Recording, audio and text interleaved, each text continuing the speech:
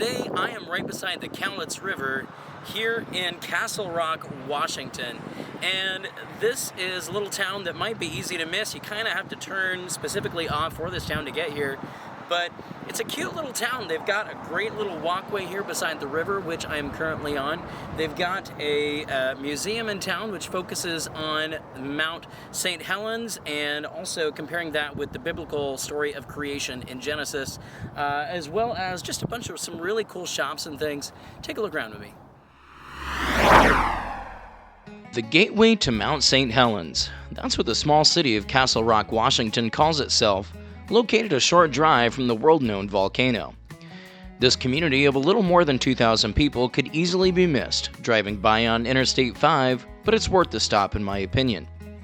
With a really cute downtown area, it's a great place to stretch your legs, explore some little shops, and see some natural beauty.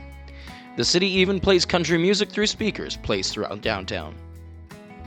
Named for a 190-foot rock formation on the south side of the city that was used as a landmark by both Native Americans and the Hudson Bay Trading Company, Castle Rock began to be settled in 1852, when Eliza and William Huntington, better known as Uncle Billy, claimed land here and began to tame the wilderness beside the Cowlitz River, creating a home for their family.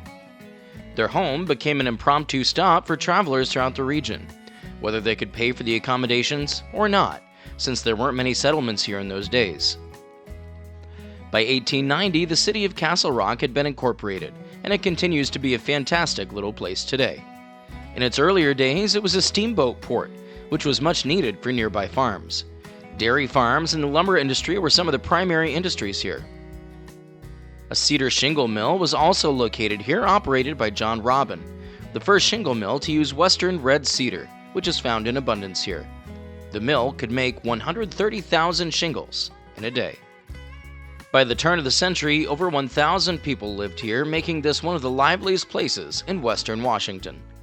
Life would remain simple, fairly isolated, and largely unchanged here, all the way until 1953, when a 4-lane highway was opened up bypassing the town, and put an end to the now bygone days of the Pacific Highway that used to bring travelers through town.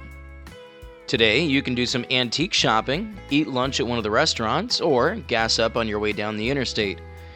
There's a fantastic riverside trail to walk, a trail to walk up to see the original rock formation for which the city is named, a small visitor center, and a few touristy places to see downtown.